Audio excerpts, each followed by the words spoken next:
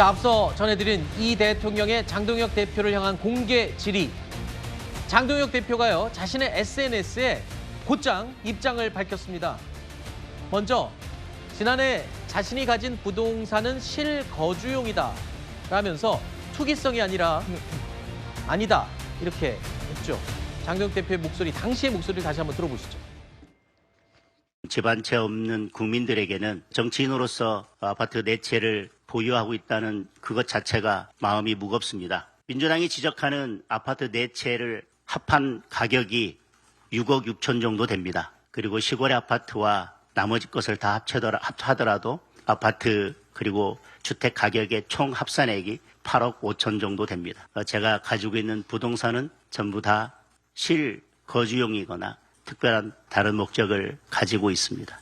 부동산 정상화 특위 단장직을 즉시 사퇴하고 주택 안정화 협력 특위로 이름을 바꾸든지 아니면 주택 싹쓸이 위원장으로 새로 취임하시든지 선택하시기 바랍니다. 자, 장동혁 대표는요, 자신의 명의로 된 주택 중에 하나로 알려져 있는 노모가 살고 계시는 시골집 사진을 올렸습니다. 그 집 앞에 본인이 서 있는 사진을 함께 올리면서 글을 올린 건데요.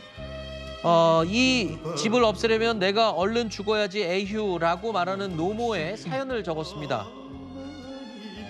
이 노래는 아시죠? 불효자는 옵니다라는 노래인데 글을 제목을 불효자는 옵니다라고 쓰면서 저 사진을 올린 겁니다. 일단 저 사진을 올리면서 왜 본인을 불효자라고 얘기를 한 건가요? 그래서 좀 설명을 좀 부탁드릴까요?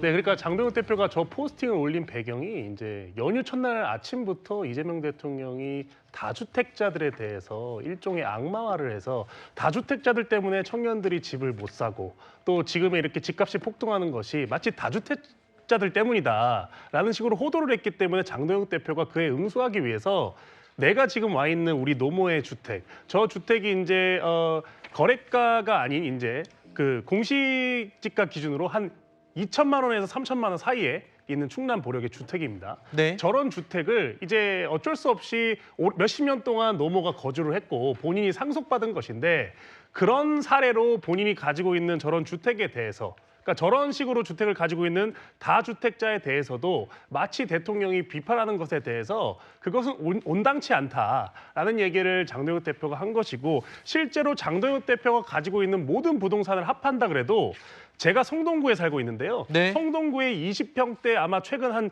전세가 정도 되는 금액인 것 같습니다. 지금 금액이 나오고 있습니다. 그러니까 합쳐도 8억 5천만 원밖에 안 된다 이 말씀이신 건가요? 그렇죠. 청동구가 아마 이제 주요 지역에 한해서는 그 정도 전세가를 형성하고 있고 저도 최근에 이사를 하려고 이제 부동산을 가봤는데 이제는 아예 전세를 구할 수도 없는 상황입니다.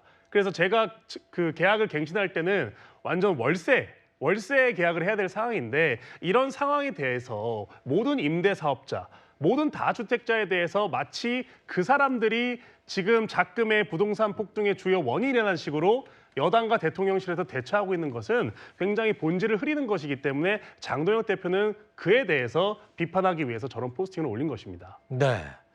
근데 저도 글을 읽어보고 한참을 울었습니다.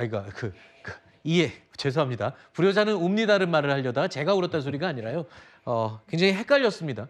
도대체 왜 글을 썼을까? 왜 운다고 했을까? 불효자라고 했을까? 근데 읽어보니까 이제 좀 설명을 드니까 이해가 되는데 근데 일각에서는 이거 지나친 감성팔이다라는 또 비판도 있어요. 그리고 저 사진이 이번에 찍은 사진이 아니라 지난 2020년에 찍은 사진이 있더군요. 2022년도에. 2022년도에. 그때 찍었던 사진이에요. 그걸 올리셨는데 저는 이 다주택자 문제는 국민의힘에서 받고 더블로 가야 된다고 생각이 듭니다. 네. 왜냐하면 다주택 아닌 분들이 너무 많잖아요.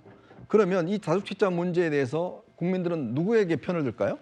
당연히 대통령의 편을 들 겁니다. 네. 왜냐하면 다주택자들 이제 주택이 많기 때문에 그걸 팔아라는 거에 대해서 많은 다수의 국민들은 동의를 할 거예요.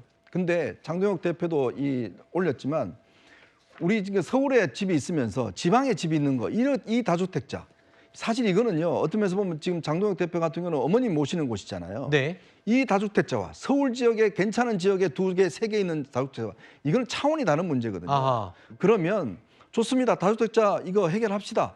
그런데 지방에 보유할 경우는 오히려 혜택을 주자. 왜냐하면 지방 집값은 지금 미분양도 많고요. 그렇죠. 집값이 너무 쌉니다. 근데 이런 사람들을 그냥 도매금으로 다주택자니까 당신들도 팔아. 이렇게 정부가 몰아붙이면 안 된다는 거거든요. 그런 문제를 지적했어야 되는데 나는 불효자 이거 이야기를 하면 저렇게 대응을 해버리면 자칫하면 국민의힘은 다주택자를 옹호하는 정당이 돼버려요. 네. 자, 그렇기 때문에 이 다주택자 문제의 핵심은 결국 서울 지역에 알짜배기에 2개, 3개, 4개씩 가지고 있으면서 이걸로 투기로 수익을 버는 사람, 이 사람들에 대한 지적들로 이걸 국민의힘에서 이것도 하자. 사람들의 이거 양도세 부족하자. 단 지방에 있거나 네. 정말 부모님을 모시거나 네. 이럴 경우에는 이거는 충분히 고려해야 된다. 아하. 이런 방식으로 가면 아마 많은 국민들이 동의할 겁니다. 근데 마치 이거를 저런 식으로 해버리면 자칫하면 다주택자를 옹호하는 듯한 오해를 그렇죠. 받을 수가 있어요. 저도 그러니까 불효자는 웁니다와 다주택자에 대한 설명